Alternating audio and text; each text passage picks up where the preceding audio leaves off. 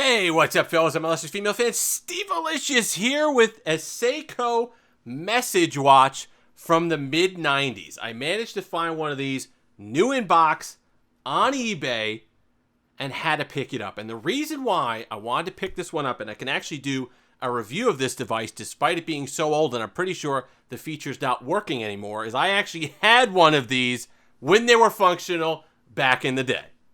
I was a 14-year-old with this, my first smartwatch, and we're going to talk about how it worked, but you can imagine just how cool I was. I was pretty cool.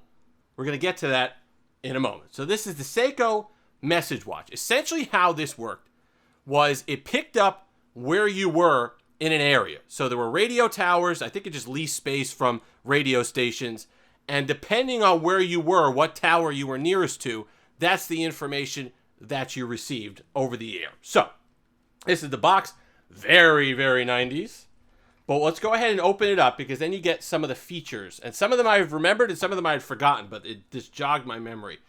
So relatively normal looking, like any sort of other Casio or sport watch from back in the day. But let's take a look at the different features that it had. Lottery numbers. So it would give you, I believe it was pick 3, pick 4, and pick 6 at the time for whatever your locale was. Atomic time, which is one of the things that I believe probably should still work today. I don't think that the radio signal for that has changed very much over time. One I had forgotten about that was very interesting, and I remembered it after this jogged it, was the ski report. So it would give you a ski report, snowfall and the pack and all the rest of it for your particular area. Personal messages.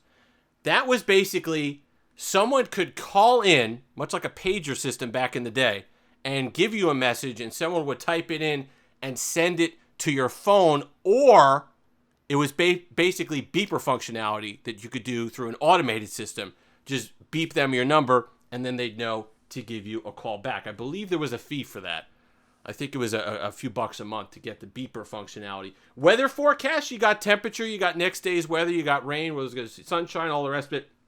Market closings, so you got the Dow Jones, you got the NASDAQ, and you got the S&P 500. You got highs and lows, change for the day, and all the rest of it. And then you got sports scores, and that was also related to your locale as well. So if you were within radio range, so even though I wasn't a Jets or Giants fan, and I wasn't a Yankees fan nor a Mets fan, that's the scores that I got. So you got Yankees, you got Mets, you got Rangers, Devils, Islanders, you got Jets and Giants, and you got Knicks and Nets. New Jersey Nets at the time, not Brooklyn Nets. So let's go ahead and open this up and see what the deal is still. Oh, it's one of these packages. All right, we're going to have to cut into this. All right, we're going to cut away because we need to cut into this, and then we're going to take a look at the watch itself, see if the battery's still operational, and see if anything would still work. Okay, we got it open. That was actually embarrassingly simple, but we're going to go ahead and go through the books real quick and see what you got with. So this is the service that I was talking about. It's the MessageWatch service package. So you got unlimited local personal messaging and paging, precision time, adjusting to atomic time 36 times a day to keep you nice and accurate. Information services, which is all the stuff we talked about, and message retrieval. So they gave you basically a number that you'd call, and this is how to do that. You could have a custom greeting, much like an answering service, and all the rest of it. Seiko of Communications of America in Beaverton, Oregon. I'm going to call that number. If not, go to that website and see if there's anything still active. So this is how to proper sizing on it. You could actually change the band, or not change the band, but you could change the sizing of the band. How it works, this is basically the reception. Local FM radio frequencies. So that's exactly how I remembered it working. Time. Go ahead and focus that in there. Local stuff, 24-hour clock, alarm, beeper, information services. Oh, this is what it looked like. So yeah, these are the sports scores that you'd get, the team, the score, and the season standings. I forgot to give you their record too. The Dow Jones, you get the change. You get the volume, you get the closing. The weather forecast, right there, high, low, and percentage of chance of precipitation. And the ski report. So inches of new snow, base snow level, current temperature. It was just, let me tell you something. For the mid to late 90s, this was pretty neat. Not going to lie. So that's all the stuff that you got books-wise. So let's take a look at the actual device. Oh, it comes right out of there. I remember this clasp because they were the same. This was slightly different than mine. Mine wasn't silver. It had black. But this clasp was a pain in the butt. It's one of those ones that you really had to, go up and down. But the reasoning for it, you see that metal strip. This is what I remember. You'd have to. This would be a pain to clean out a lot of times. This is the receiver. So this is what would help pick up that FM transceiver signal. And then basically the back and nothing else. So this is deader than dead. I was hoping there'd be I don't know why there would be a pull tab. I really don't know why there would be. So let's see if there's anything here. There was a light button. Take a look. And the lock button. And then message and time. So let's go ahead. I doubt this is going to boot up. I'm going to go ahead and get a battery put in this. And we'll come back and we'll do something. Well, I'll at least let you know what it's able to do these days. Let's go ahead and push both buttons. Maybe something. I'd be shocked if a 25-year-old watch battery still worked, being as these were probably on display. No, it's just about as dead as I remember.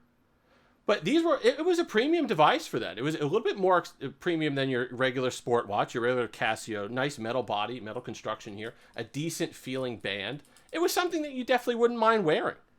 And I remember it being terribly useful. And the cool part, and the part where I become cool, is there was a retreat that we had to go on at the beginning of high school. And no one, and this is 98, 99. So cell phones weren't that prevalent for people 13, 14, 15 anyway. But they didn't allow them, and they took them away.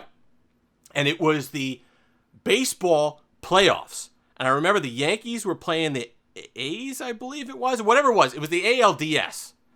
And nobody could get any information about the game because they didn't allow any radios. They didn't allow phones. They didn't allow anything. And nobody was telling anybody about the game. And there couldn't be anything, and everyone was going nuts. But they never suspected that somebody, they didn't even know this probably technology existed, the chaperones of the thing, but they never suspected that somebody would be wearing a radio communication watch back then. And I was able to get everybody the sports scores and was a hero. Super cool. Steve Alicious from day one. But then this technology basically developed into Microsoft WristNet. I had one of those as well, where you could then choose the frequency of the updates, the teams that you wanted.